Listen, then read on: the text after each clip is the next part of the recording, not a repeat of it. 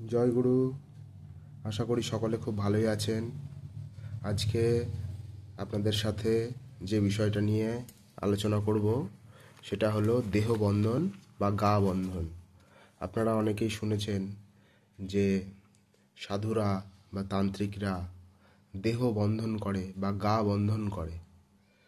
তো প্রথমেই যেটা জেনে রাখা দরকার যে গা বন্ধন বা দেহ বন্ধন কেন প্রয়োজন। সেটা হচ্ছে একজন সাধক যখন কোনো সাধনায় বসছে, যে কোনো রকম সাধনায় বা একটা ক্রিয়াতে বসছে, সেই ক্রিয়াটার তো বিঘ্ন ঘটতে পারে বা সেই সাধনাটার বিঘ্ন ঘটতে পারে।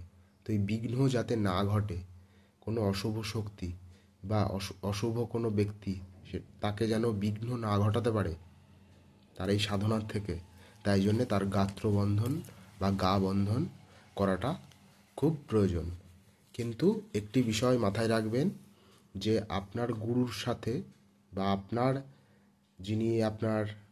যিনি পথ দেখায় আপনাকে এই বিষয়টাতে, তার সাথে পরামর্শ করেই কিন্তু এই প্রয়োগটি করবেন।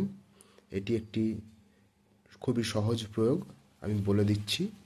একটুখানি যাদের কাছে খাতা পেন আছে একটুখানি নোট করে নেবেন একটি মন্ত্র, তারপরে সব বলে দেব। ওং হুং হুং কালরাত্রে স্বরূপিণী মনুষ্য ভাগ্যদায়িনী মম সর্ববাধা সর্বদুষ্ট গ্রহ সর্বশত্রুণাং স্তম্ভয় বন্ধয় স্ফারয় কিং ফট স্বাহা। এটা হচ্ছে মন্ত্র। এই মন্ত্রটি আপনারা লিখে রাখুন।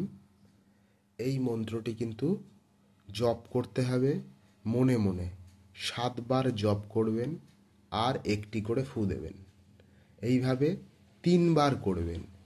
এটি করলে আপনার গাত্র বন্ধন হবে, আপনার গা বন্ধন হবে এবং এর যে ইম্প্যাক্ট সেটা 10 থেকে 15 দিন পর্যন্ত থাকতে পারে। আর একটি সহজ কাজ, একদম সহজ টোটকা, তার জন্য কোনো মন্ত্র নেই, সেটি যে কেউ করতে পারে, কিন্তু তার যে সময়সীমা সেটি কিন্তু 1 দিনের বেশি থাকবে না। কি করবেন সেটি, মানে এটা গাত্রবন্ধন যদিও না, কিন্তু গাত্রবন্ধনের ন্যায় বা গা বন্ধনের ন্যায় কিন্তু কবজের ন্যায় কাজ করবে। কি করবেন, মঙ্গলবার দিন একটি জবা গাছের শিকড় নেবেন এবং একটি পাত্রে মধু ঢালবেন, মধুতে বেশ কিছুক্ষণ রেখে দেবেন এবং তারপরে ওই শিকড়টি লাল সুতো দিয়ে বাঁ হাতে বাঁধবেন। মনে রাখবেন ছেলে মেয়ে উভয় বাঁ হাতে বাঁধতে হবে। এটি যদি আপনি করে থাকেন 1 থেকে 2 দিন এটার শক্তি থাকে। আপনাকে কিন্তু এই 1-2 দিনের মধ্যে কেউ কোনো অনিষ্ট বা ক্ষতি করতে পারবে না। প্রোটেকশন হিসাবে এটি ব্যবহার করতে পারেন। আর এই নিচের যে মন্ত্রটি বললাম, এই মন্ত্রটি 7 বার করে জপ করবেন, একটি করে ফু দেবেন, এইভাবে 3 বার করবেন। এই পুরো মন্ত্রটি সকলে আগে মুখস্থ করে নেবেন।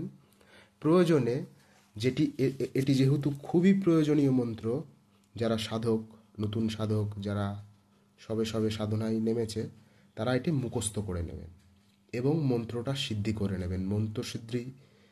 মন্ত্র সিদ্ধির উপায় আপনার গুরুদেবের কাছ থেকে জেনে নেবেন। তবু আমিও বলে দিচ্ছি, 1 লক্ষ কোনো মন্ত্র জপ করলে, 1,08,000 বার জপ করলে, তিথি এবং কাল নিয়ম মেনটেন করে করলে সেই মন্ত্রের কিন্তু সিদ্ধি লাভ হয়। তো আপনারা এত পারবেন না, অন্তত 1008 বার জপ করে এই মন্ত্রটাকে আপনারা মন্ত্রসিদ্ধিও করে নিতে পারেন। আর যদি মন্ত্র সিদ্ধ নাও করেন, সেক্ষেত্রে আপনারা কি করবেন, মন্ত্রটা অন্তত মুখস্থ করে নেওয়ার চেষ্টা করবেন।